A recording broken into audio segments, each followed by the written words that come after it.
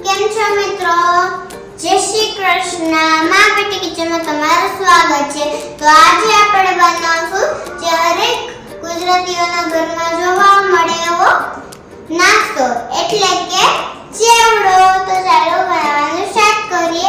જેના માટે આપણે જે વસ્તુની જરૂર પડે એ બધી જ આપણે અહીંયા લઈ લીધી છે. જેમ કે મમરા, મકાઈના પૌવા, સેવ, ચોખાના પૌવા, સિંગદાણા, લીમડો, ફ્રાઈસ, દળેલી ખાંડ,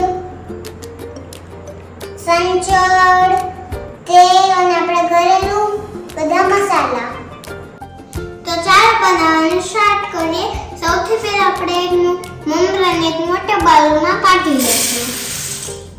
તો સૌથી પહેલા આપણે અહીંયા મમરાના વઘાર માટે એક તડકા પેન લીધું છે, જેમાં આપણે તેલને ગરમ કરવા મૂકી દઈએ. આપણું તેલ ગરમ થઈ ગયું છે. તો હવે આપણે આમાં અડધી ચમચી હળદર નાખશું. હવે આપણે આમાં લીમડાના પાન નાખશું. કંઈક આવી રીતે. હવે આપણે આને મમરામાં નાખી દીધું છે. તો હવે આપણે આને સારી રીતે મિક્સ કરી દઈશું. હવે આપણે મમરાનો વઘાર કરી લીધો છે. તો તેલ ગરમ કરવા મૂકી દઈશું. હવે આપણું તેલ આવી ગયું છે. તો હવે આપણે એકી સાથે બધી વસ્તુને તળી લઈશું. સૌથી પહેલા આપણે મકાઈના પૌવાને તળી લઈશું અને મમરામાં નાખતા જઈશું.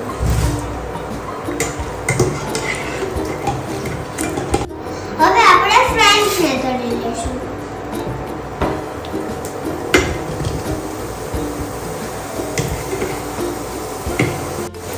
અને ચેવડામાં નાખી દઈશું.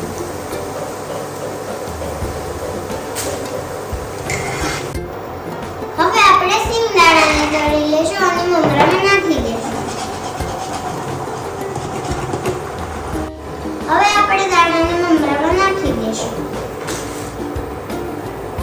હવે આપણે ચોખાના પૌવાને પણ તળી લઈશું. કંઈક આવી રીતે અને મમરામાં નાખી દઈશું.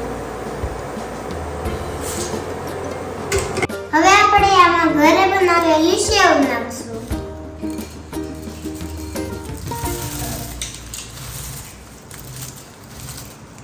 હવે આપણે આમાં એક ચમચી સંચળ નાખશું. આપણે આમાં એક ચમચી દળેલી ખાંડ નાખશું.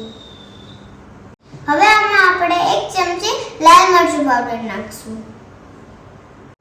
અમને તીખું બહુ જ પસંદ છે એટલે અમે તીખું વધારે કરશું. તમે તમારા સ્વાદ પ્રમાણે નાખી શકો છો.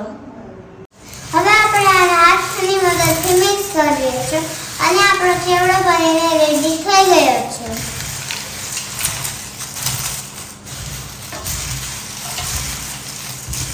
તમે જોઈ શકો છો આપણો ચેવડો બનીને રેડી થઈ ગયો છે.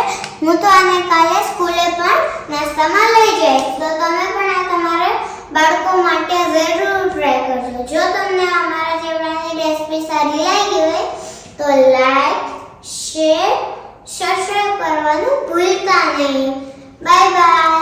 થેન્ક યુ ફોર વોચિંગ માં બેટી કિચન નંબર 1.